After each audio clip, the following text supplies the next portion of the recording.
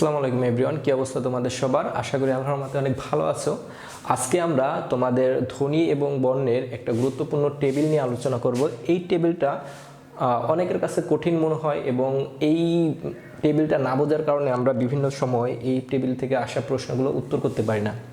এখানে দেখো, এই টেবিলটার নিয়ে আমরা এখন আলোচনা করি। এখানে উচ্চারণের স্থান অনুযায়ী স্বরধ্বনির যে 7টি স্বরধ্বনি আছে এটার অবস্থান নিয়ে আজকে আমরা আলোচনা করব।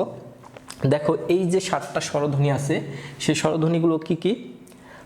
রস্বই, এ, আ, রস্বউ, ও এবং অ। এখন এগুলো হচ্ছে স্বরধ্বনি। আমরা প্রথমে জেনে নেই যে স্বরধ্বনি আসলে কি কি, স্বরধ্বনি কাকে বলে। স্বরধ্বনি হচ্ছে মূলত, এখানে 7টি দেওয়া আছে যদিও। এই স্বরধ্বনি কাকে বলে? স্বরধ্বনি হচ্ছে যে সকল ধ্বনি উচ্চারণের সময় বাকযন্ত্রের কোথাও বাধাপ্রাপ্ত না হয়ে সরাসরি উচ্চারিত হয় তাকে স্বরধ্বনি বলা হয়। এইখানে এই যে 7টি স্বরধ্বনি দেওয়া আছে, এই 7টি স্বরধ্বনি উচ্চারণের সময় আমাদের জিহ্বার উচ্চতার অনুযায়ী 4টি অবস্থান হয়ে থাকে। সেগুলো কি কি?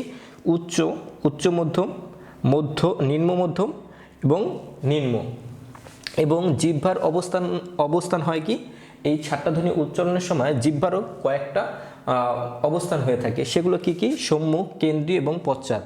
এবং ঠোঁটের উন্মুক্তি, ঠোঁটেরও 4টি অবস্থান, ঠোঁটেরও 4 রকম দেখা যায় আর কি।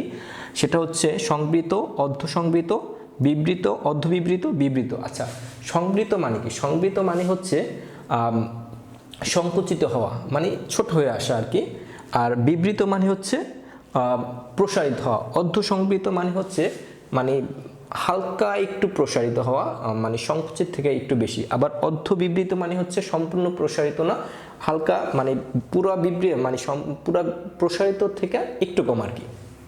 দেখো, আমাদের প্রথম যেই স্বরধ্বনিটা রয়েছে সেটা হচ্ছে রস্বই। রস্বই যখন আমরা উচ্চারণ করি তখন আমাদের জিহ্বার উচ্চতাটা কেমন হয়? সেটা হচ্ছে আমাদের জিহ্বাটা উঁচু হয় এবং আমাদের যে চোয়াল, এই চোয়ালের দিকে চলে আসে সেটা, এবং সেটা হচ্ছে উচ্চ থাকে এবং সেই সময় আমাদের জিহ্বাটা সম্মুখে থাকে, অর্থাৎ সামনের দিকে থাকে। এবং আমাদের যেই ঠোঁটের অবস্থানটা কি হয়? সংবৃত হয়, অর্থাৎ সংকুচিত হয়ে থাকে। যেমন রস্ব ই, রস্ব ই, আমাদের মুখটা হচ্ছে সংকুচিত হয়ে আসছে। এরপর আরেকটা রয়েছে কি? দেখো, জিহ্বার উচ্চতার মধ্যে, উচ্চর মধ্যে আরেকটা রয়েছে, সেটা হচ্ছে রস্বউ। রস্বউ যখন আমরা উচ্চারণ করি সেক্ষেত্রে আমাদের জিহ্বাটার অবস্থান হয়ে যায় পশ্চাতে, অর্থাৎ পিছনের দিকে চলে যায়, ঠিক আছে। এবং আমাদের জিহ্বার উচ্চতা কিন্তু উপরের দিকেই থাকে, পিছনে কিন্তু উপরে, ঠিক আছে। এবং আমাদের ঠোঁটের আকৃতিটা, অর্থাৎ ঠোঁট যে অবস্থান হয়, ঠোঁটের যে আকৃতি হয় সেটাও হয় সংবৃত। সংবৃত মানে হচ্ছে সংকুচিত হয়ে থাকে। যেমন রস্ব উ, মানে এটা সংকুচিত হয়ে থাকে আর কি। এরপর হচ্ছে উচ্চ মধ্যম, অর্থাৎ জিহ্বার উচ্চতাটা হয় উচ্চ মধ্য। সেটা কি? এ। যখন আমরা স্বরধ্বনি এ উচ্চারণ করি তখন আমাদের জিহ্বাটা কোথায় থাকে? সম্মুখে, অর্থাৎ জিহ্বাটা আমাদের সামনের দিকে থাকে। এবং তখন আমাদের উচ্চারণের সময় আমাদের এই যে ঠোঁট, এই ঠোঁটটা হয় কি? অর্ধ সংকুচিত, অর্ধ বিবৃত, সংবৃত। অর্ধসংবৃত মানে হচ্ছে, তো আমরা একটু আগে বললামই যে পুরোপুরি সংকুচিত না হয়ে একটুখানি কি হয়? একটুখানি প্রসারিত হয়। যেমন আমরা ও ই উচ্চারণ করি ও, ও, এটা তুলনামূলক এর থেকে আরেকটু মানে মানে সংবৃত থেকে একটুখানি বেশি আর কি। তখন আমাদের ও যখন উচ্চারণ করি আমরা, ও না, আমরা কথা বলতেছিলাম এ নিয়া। এ যখন আমরা উচ্চারণ করি সেক্ষেত্রে আমাদের এটা হচ্ছে, আমাদের জিহ্বাটার অবস্থান থাকে হচ্ছে সম্মুখে এবং আমাদের ঠোঁটের আকৃতি হয়ে থাকে অর্ধসংবৃত। হ্যাঁ, অর্ধসংবৃত মানে তো আমরা বললাম এই যে সংকুচিত না হয়ে একটুখানি কি হয়? একটুখানি প্রসারিত হয় আর কি। এরপর রয়েছে কি? ও।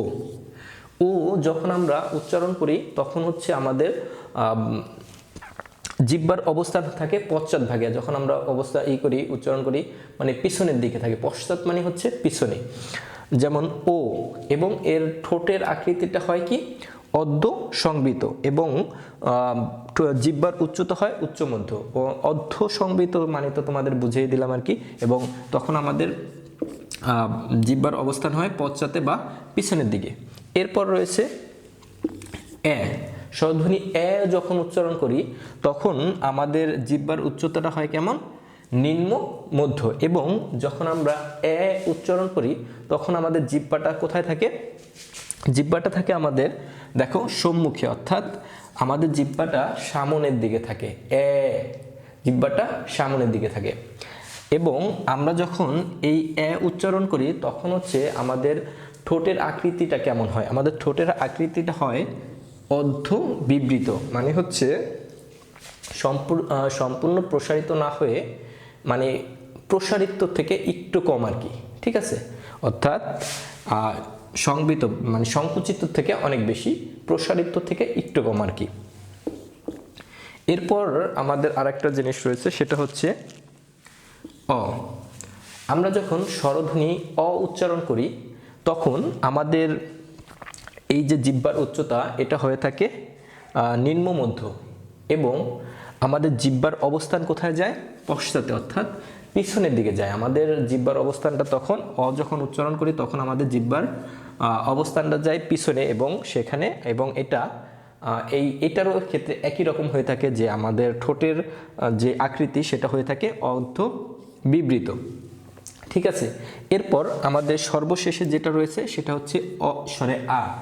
যখন আমরা স্বরধ্বনি আ উচ্চারণ করি, অর্থাৎ যখন আমরা এইটা উচ্চারণ করি তখন আমাদের এই যে আমাদের জিহ্বার উচ্চতা, এই উচ্চতাটা সবসময় নিচু হয়ে থাকে, অর্থাৎ স্বরে আ মানে এটা নিচের দিকে চলে গেছে। হ্যাঁ, এটা নিচের দিকে চলে গেছে। এবং আমাদের জিহ্বার অবস্থান একদম কেন্দ্রে। কেন্দ্রীয় বলতে হচ্ছে আমাদের মাঝখানে, অর্থাৎ শেষেও না আবার সামনেও না, মাঝখানে অবস্থান করবে যখন আমরা স্বরধ্বনি আ উচ্চারণ করব, ঠিক আছে? এবং তখন জিহ্বার অবস্থান হবে কেন্দ্রের দিকে। এবং যখন আমরা স্বরে আ উচ্চারণ করব তখন আমাদের ঠোঁটের আকৃতি সম্পূর্ণ প্রসারিত হবে, অর্থাৎ বিবৃত হবে। প্রসারিত মানে তো আমরা বললাম যে বিবৃত হওয়া মানে কি? প্রসারিত হওয়া। এই যে আমাদের 7টি স্বরধ্বনি, এই 7টি স্বরধ্বনি আমরা আমাদের আজকের আলোচনার মাধ্যমে যে উচ্চারণের সময় যে জিহ্বার উচ্চতা, কোনটার উচ্চতা কখন কি রকম হবে এবং কোনটার উচ্চারণের সময় আমাদের জিহ্বার অবস্থান কোথায় যাবে এবং ঠোঁটের আকৃতি কেমন হবে, এটা নিয়ে আজকে আমরা আমাদের এখানে বিস্তারিত আলোচনা করলাম, যাতে তোমরা তোমাদের পরীক্ষায় আসার প্রশ্নগুলো সঠিকভাবে অ্যান্সার করতে পারো এবং এগুলো মনে রাখতে পারো। আজকের ক্লাসটা এই পর্যন্তই। সবাই ভালো থাকো, সুস্থ থাকো, আল্লাহ হাফেজ।